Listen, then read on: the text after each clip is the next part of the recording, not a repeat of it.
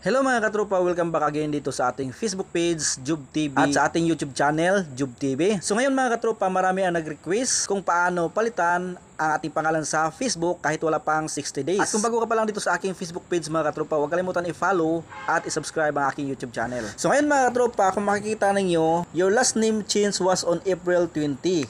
Okay, so bago lang ito mga katropa. So bago lang ako nagpalit ng pangalan mga katropa at ang pinalit ko ay symbol. So hindi ito masa-search. So ngayon, palitan natin ng tunay natin na pangalan. So makikita natin sa taas, hindi pa tayo pwede magpalit ngayon kasi wala pang 60 days. So kailangan pa 2 buwan bago mapalitan ang ating pangalan sa Facebook. So ngayon, pipilitin nating palitan. Okay. So sa mga nagtanong kung paano palitan ang kanilang pangalan kahit lagpas na ng 60 days, 3 months, 5 months, or 1 year na, pero hindi pa rin mapalitan. So kasama na ito mga katropa sa ituturo natin ngayon. So panoorin ang video mga katropa hanggang matapos para alam niyo kung paano at baka sakali mapalitan na ang inyong pangalan, ang inyong problema na hindi mapalitan ang inyong pangalan sa Facebook kahit lagpas na ng 60 days. So unang-una natin gagawin mga katropa ay open ang Facebook application. Tapos punta tayo sa ating Facebook profile at i-click itong edit profile mga katropa, edit profile. At scroll down lang natin at i-click itong edit your about info. Tapos scroll down, hanapin lang ang other names. Okay. So ito mga katropa, other names, click itong add other name.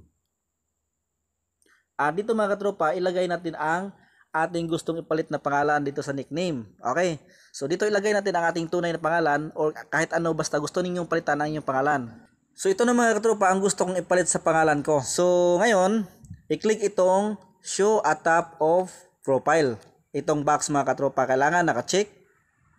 So kapag nakakulay blue na yan, ibig sabihin naka-check na at i-click itong save. So ngayon mga katropa, meron na tayong nickname. Okay, so balik tayo sa taas sa ating Facebook profile. Tingnan natin mga katropa kung meron na bang nickname. So refresh lang natin, refresh. So yan mga katropa, meron na tayong nickname. So ang ating current name ay symbol, hindi ito masa-search. So palitan natin ng ating tunay na pangalan. So dito muna siya sa nickname. So ngayon mga katropa, back natin. At punta tayo dito sa 3 lines. Okay, sa settings ng ating Facebook. Okay, scroll down. Hanapin lang itong help and support. Click natin. At i-click itong help center. Ito mga katropa, help center. Click natin. At dito sa search bar mga katropa, i-type lang natin ang change Facebook name. So ito mga katropa, lalabas na ang change Facebook name. Click natin. Dito mga katropa, pipiliin natin ang pinakauna, how to change your name on Facebook. Click natin. At scroll down lang mga katropa, scroll down, hanapin lang itong fill out this form, itong kulay blue. Pag galing sa taas, scroll down lang konti. Okay, makita natin ang fill out this form. Click natin. Dito mga katropa, ilagay natin ang ating new first name. Okay. At dito sa new middle name, depende na mga katropa kung lagyan nyo ng middle name or hindi na, optional lang naman. At dito sa new last name. Okay, click natin. So pagkatapos nyo ma-enter mga katropa ang first name, middle name at last name, scroll down lang natin. Scroll down, hanapin lang itong contact email. Okay, so ang ilagay nating email ito mga katropa ay kailangan active para makontak tayo ni Facebook. So ang ilagay nating email ito mga katropa ay Gmail account sa ating Google account. So ito mga katropa ay example ng aking Gmail. So tandaan nyo mabuti mga katropa, Gmail account or Google account para makontak tayo ni Facebook in case na may katanungan siya. Okay. So pagkatapos i-click itong send.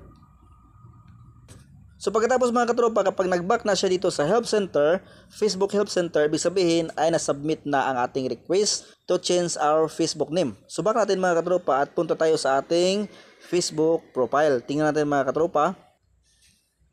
So back natin, okay. So scroll down lang natin, punta tayo sa Support Inbox.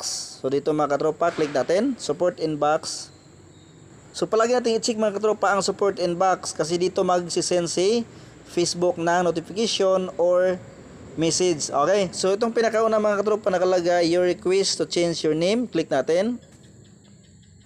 Dito mga katropa may message si Facebook sa atin. Okay, what you submitted, nakalagay dito new first name Job, new middle name Sabuero, new last name, ayan, apelido ko.